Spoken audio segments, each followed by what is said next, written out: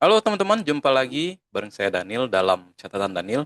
Nah, teman-teman dalam video kali ini kita bakal membahas salah satu saham energi atau sektor batu bara yang memang akhir-akhir ini sedang menjadi bahan perbincangan karena mereka mengincar bisnis mineral seperti nikel. Nah, jadi teman-teman yang akan kita bahas hari ini adalah tentang bagaimana prospek dari saham ITMG ketika mereka mengambil alih atau mengakuisisi 9% saham NICE atau NICE, NICE. Nah, gimana sih prospek dari saham ITMG ataupun NICE berikutnya?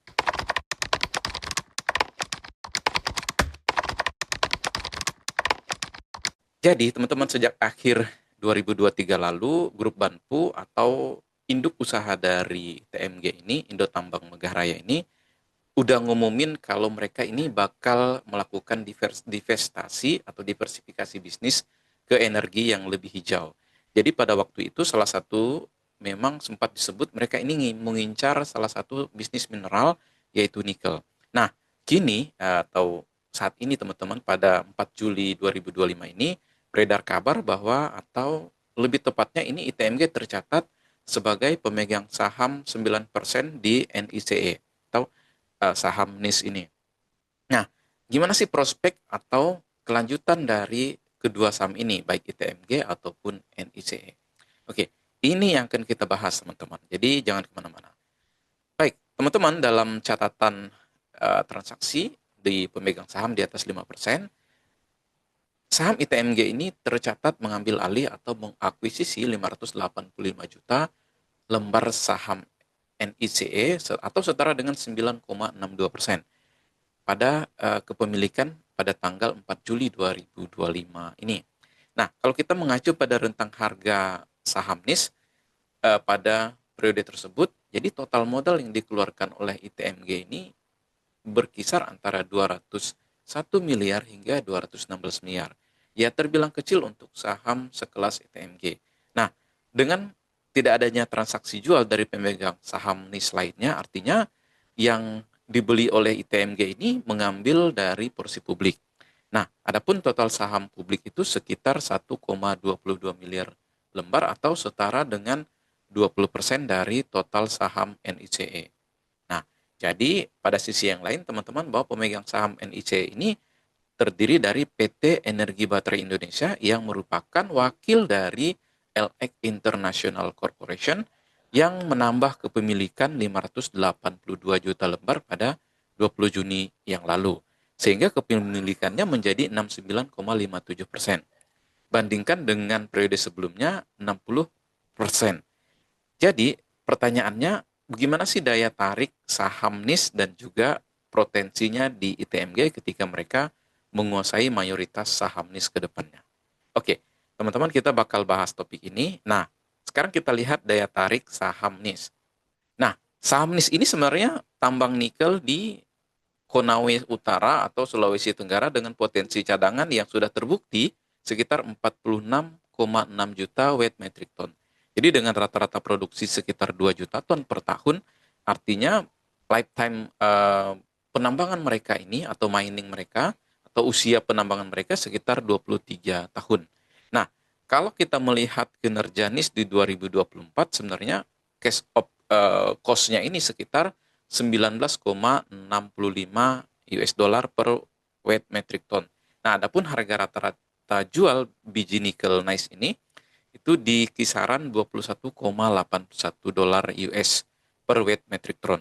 Nah, sebagai catatan bahwa bisnis NICE ini saat ini sedang atau sekedar menambang biji nikel tanpa ada smelter. Nah, artinya kalau mereka ingin bangun smelter, maka ITMG tentu perlu mengerogoh kocek lagi. Nah, kecuali nantinya ITMG pengen kolaborasi sama LX Corporation tadi untuk bangun smelter dalam perusahaan NIS ini. Nah, di sisi lain, teman-teman, bisnis smelter nikel ini juga lagi tertekan setelah China ini memperpanjang periode bea masuk anti dumping untuk produk stainless steel Indonesia. Apalagi harga nikel juga sebenarnya berada pada level yang rendah. Nah, meskipun demikian, kinerja keuangan NIS ini kalau di kuartal pertama 2025 ini mencatatkan kenaikan yang cukup signifikan. Nah, Oke, dari sisi pendapatan kalau kita perhatikan pendapatannya ini naik 112% menjadi 247 miliar. Kemudian laba bersihnya juga naik sekitar 2.204% menjadi 53 miliar. Nah, kalau kita bandingkan dengan ITMG, memang porsi pendapatan laba NIS ini masih sangat kecil atau kontribusinya ya di bawah 5% gitu ya teman-teman ya.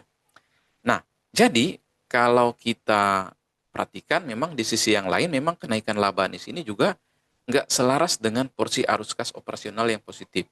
Nah, harusnya arus kas operasionalnya ini positif, tapi justru malah negatif 21,32 miliar.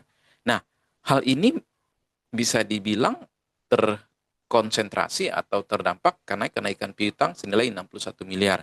Bandingkan dengan sebelumnya itu 36 miliar pada akhir 2024 lalu.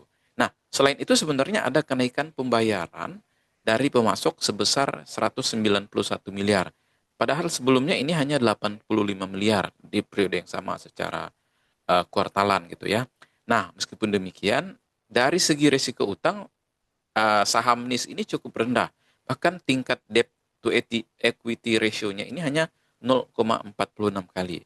Meskipun memang mayoritas senilai 106 miliar ini berbentuk utang jangka pendek atau utang yang jangka waktunya kurang dari 12 bulan. Nah, lantas gimana untung rugi dari ITMG kalau mengendalikan saham NIS ini? Oke, jadi teman-teman sebenarnya belum ada kabar resmi ITMG ini masuk dari ke saham NIS ini atau mereka sebenarnya mau kendalikan atau cuma partneran dengan LX Corporation. Jadi kalau kita perhatikan jika nggak ada proyek yang dijalankan maka keberadaan saham NIS ini nggak memberikan daya tarik yang lebih kuat. Tetapi kalau ada pengembangan ke sektor hulu dan hilir, apalagi induknya ITMG ini juga punya bisnis kendaraan listrik, maka kepemilikan NIS ini bisa menjadi titik awal untuk diversifikasi bisnis dari ITMG. Karena saat ini mereka lebih fokus pada batubara termal. Nah, untuk jangka pendek bahwa laporan keuangan dari kuartal 3 2025 NIS ini bisa jadi ada kejutan. Kalau misalnya harga saham ini terus naik. Nah, kalau kita perhatikan keuntungan capital gain dari investasi saham NIS ini akan tercatat sebagai salah satu pos dalam pembentukan laba bersih. Sehingga kalau saham NIS ini naik terus hingga ke level 600 per saham, ya bukan nggak mungkin ada catatan laba bersih di ITMG itu naik sekitar 135 miliar dari catatan capital gain-nya. Nah, kalau kita perhatikan memang apabila ini sebaliknya atau misalnya harga saham NIS ini turun ke level 200 bisa jadi ini sebagai tambahan catatan beban untuk laba bersih dari TMG tadi. Nah, jadi sejauh ini memang belum ada kesepakatan yang sangat jelas dari kedua belah pihak. Jadi efeknya memang kalau di saham ITMG ini masih nihil. Kecuali udah ada kesepakatan dan dari rencana pengendalian atau ini cuma mitra dengan LX untuk proyek baru saham NICE ini tadi. Nah, kalau keduanya udah ada kejelasan, nanti kita akan update informasinya kepada teman-teman semua ya. Nah, jadi itu teman-teman informasi. Nah, sebagai diskusi pada kesimpulan dari diskusi kita pada sore hari ini atau pada saat Anda menonton video ini bahwa kenaikan harga saham dari NICE ini setelah keterbukaan informasi terkait transaksi saham ITMG ini muncul, ya ini sifatnya jangka pendek. Karena belum ada detail yang lebih pasti gitu ya, belum ada kejelasan terkait dengan transaksi tersebut, baik yang diungkapkan oleh si saham NICE ini tadi maupun dari ITMG. Nah, kalaupun nantinya saham NIS ini mencatat retracement sambil menunggu momen kepastian kesepakatan di kedua belah pihak, mungkin ITMG bisa kita lirik gitu ya. ITMG mungkin ya ITMG yang menurut saya bisa dilirik. Nah, bahkan posisi saham ITMG saat ini kalau kita perhatikan memang posisi sahamnya bisa dibilang ini saham yang terbilang bagus gitu ya teman-teman ya.